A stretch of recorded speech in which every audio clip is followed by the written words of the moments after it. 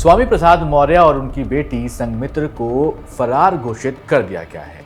आपने कई बार अखबारों में पोस्टर देखा होगा कि कोई फरार है, किसी को भगोड़ा साबित कर दिया गया है, ये भी सुना होगा। लेकिन क्या आप जानते हैं कि कोई फरार या फिर भगोड़ा कैसे साबित होता है? इसको लेकर क्या कुछ नियम हैं, जानते हैं इस वीडियो में। मेरा नाम है सैयद सबान, आप देख रहे हैं स्विच।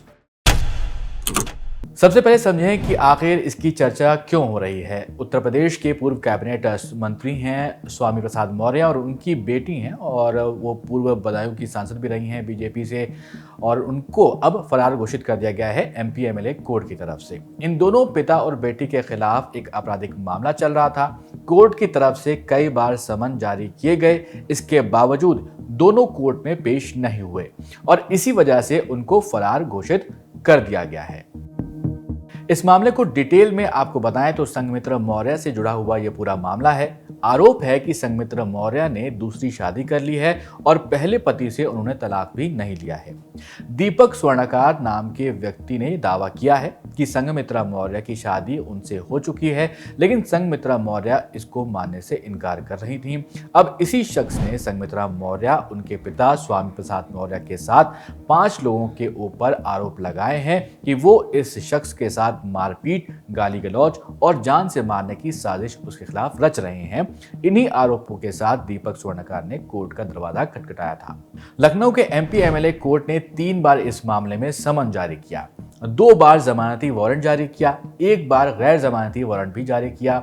ये दोनों ही पिता और बेटी एक बार भी कोर्ट के सामने पेश नहीं हुए और इसी वजह से फरार इनको घोषित कर दिया गया। अब यहां से सवाल बनता है कि फरार घोषित करने के लिए नियम आखिर हैं क्या, उसको भी यहां पर समझ लेते हैं।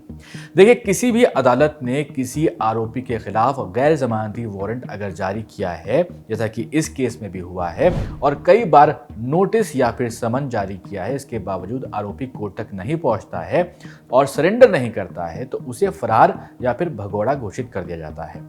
भगोड़ा घोषित करने के लिए नोटिस अदालत को ही जारी करने का अधिकार है, इसके अलावा कोई और नोटिस नहीं जारी कर सकता। कानून के हिसाब से इस नोटिस को भगोड़े का नोटिस ना कहकर बल्कि फरार के लिए उद्घोषणा कहा जाता है। इस नोटिस को अपराधी के घर पर चिपकाया जाता है। इसके अलावा अगर अखबार में भी छपवाने की जरूरत होती है तो अदालत के ही आदेश पर इसे अखबारों में भी छपवाया जाता है। संघमित्रा मौर्य के मामले में बीएनएस यानी कि भारतीय न्याय संहिता के धारा 84 के तहत कार्रवाई हो रही थी। इस धारा के हिसाब से आपराधिक इरादे से किसी शादीशुदा महिला को बहला फुसलाकर उसे उसके पति से दूर ले जाना या हिरासत में रखना एक दंडनीय अपराध माना जाता है। खैर, अब ये भी समझते हैं कि किन मामलों में आरोपी भगोड़ा घोषित किया जाता है। तो वो सभी मामले जिनमें आरोपी के खिलाफ गैर जमानती वारंट जारी किया गया हो और बार बार नोटिस पर भी आरोपी सरेंडर ना कर रहा हो और बिना सबूतों के आधार पर आरोपी को फरार या फिर भगोड़ा घोषित किया जा सकता है कोर्ट की तरफ से।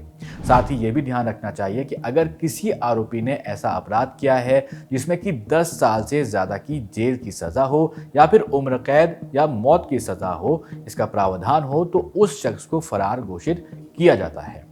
कोई आरोपी फरार घोषित किए जाने के बाद भी अगर सरेंडर नहीं करता है तो अदालत उसकी जो मूवेबल और इमूवेबल प्रॉपर्टी होती है उसको जब्त करने का आदेश भी जारी कर सकती है। अगर 30 दिन के अंदर आरोपी सरेंडर कर देता है तो अदालत प्रॉपर्टी को जब्त करने वाले ऑर्डर को भी रद्द कर सकती है।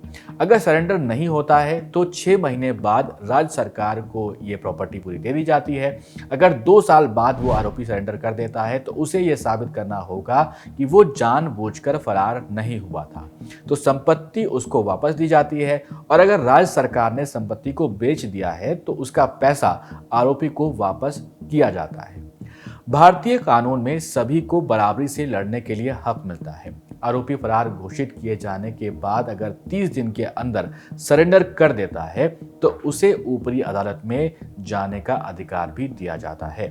तो फिलहाल इस वीडियो में इतना ही। ये वीडियो आपको कैसा लगा जरूर आप कमेंट बॉक्स में बताइएगा और साथ ही साथ ये भी बताइए कि आपको क्या लगता है कि संघमित्रा मौर्य के मामले में कौन सही है और कौन गलत है, क्योंकि एक तरफ ये आरोप लगाए जा रहे हैं कि उन्होंने दूसरी शादी कर ली है, एक तरफ ये भी आरोप लग रहे हैं कि उन्होंने पहले शादी तो करी है लेकिन तलाक नहीं लिया है।